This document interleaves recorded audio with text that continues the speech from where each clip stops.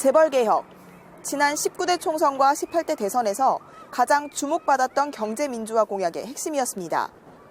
서민들의 주머니 사정은 더 나빠졌는데 이번 총선 공약은 어떨까요? 경실련과 경제개혁연구소의 분석을 중심으로 원내 4당의 재벌개혁 관련 공약을 살펴보겠습니다. 먼저 총수 일가가 지배하는 재벌의 지배구조를 개선하기 위한 공약들입니다. 새누리당은 재벌의 해외 계열사 현황을 의무적으로 공시하도록 하겠다는 공약을 내놨습니다. 하지만 이와 관련된 법률은 롯데그룹의 경영권 분쟁이 불거진 지난해 여름부터 이미 개정이 추진 중입니다. 추진 중인 법안에 숟가락만 얹겠다는 셈입니다. 더불어민주당과 정의당은 비슷한 부분이 많습니다. 먼저 국민연금 등 공적 연기금이 재벌이사회에서 행사하는 의결권을 강화하고 총수 일가가 적은 자본을 가지고 그룹 전체를 지배할 수 있는 구조를 만드는 순환 출자를 해소하겠다는 공약이 대표적입니다. 두 당은 총수 일가의 이익을 늘려주는 대표적인 방법인 일감 몰아주기에 대한 규제 강화도 공약에 포함시켰습니다. 경제정의 실천 시민연합은 더민주와 정의당이 그동안 제기돼온 재벌개혁 방안을 포함하고는 있지만 구체적이고 근본적인 처방은 고려하지 못한다며 한계라고 지적했습니다. 국민의당은 어떨까요? 국민의당은 경제민주화라는 표현 대신 공정경제를 내세우고 있는데요. 순환출자 해소, 일감 몰아주기 규제 방안 등은 공약에서 빠져 있습니다. 대기업으로 쏠린 이익을 어떻게 공평하게 나눠 가질 것인가? 재벌개혁과 관련해 이 문제도 빼놓을 수 없습니다. 네 정당 모두 성과공유제 확대를 전면에 내세웁니다. 성과공유제는 대기업과 협력사가 원가 절감, 품질 개선 등의 목표를 정하고 목표를 달성하면 사전에 약속한 방식대로 성과를 나눠 갖는 제도인데요. 지난 2006년에 도입됐지만 아직 그 성과가 미미합니다.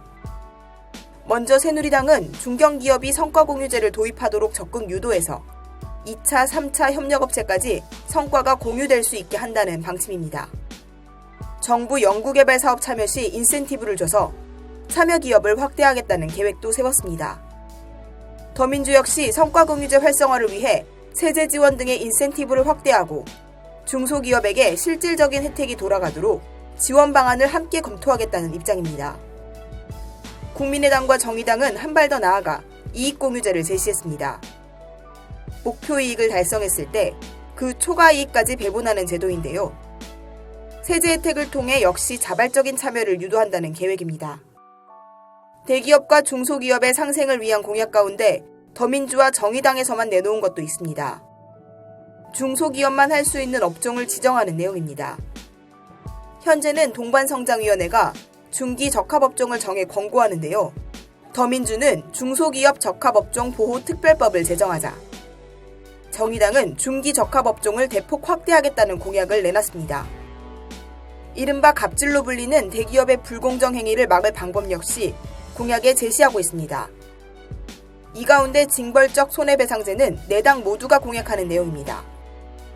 새누리당은 가맹점에게 허위, 과장된 정보를 제공하는 경우 등에 한해 3배 이내에서 보장하도록, 더민주와 정의당은 불공정 거래 전반에, 국민의당은 하도급 불공정 행위에 대해 징벌적 손해배상을 도입하겠다고 공약했습니다. 공정거래법 강화와 관련된 공약은 더민주, 국민의당, 정의당이 내놨는데 방법이 조금씩 다릅니다. 더민주는 공정거래법 위반 시 처벌 강화를, 구체적인 내용에선 차이가 있지만 국민의당과 정의당은 현재 공정거래위원회가 독점하고 있는 전속 고발권을 폐지하겠다는 방안을 제시합니다. 대기업의 특혜를 폐지하겠다는 의지가 가장 확고하게 드러나는 지점은 법인세 관련 공약입니다. 더민주와 정의당은 이명박 정부의 감세 조치 이전 수준인 25%로 법인세를 정상화하겠다는 공약을 내걸었습니다. 재벌개혁과 관련한 원내 4당의 공약을 보셨습니다. 이 가운데 가장 부실한 공약을 제시한 정당은 어디일까요? 바로 새누리당입니다. 이번 총선 공약집에서 경제민주화라는 단어를 단 한 차례도 언급하지 않은 새누리당은 경제 전문가들로부터 재벌개혁에 대한 관심도 의지도 없다는 평가를 받았습니다. 지금까지 투표의 힘, 김지혜였습니다.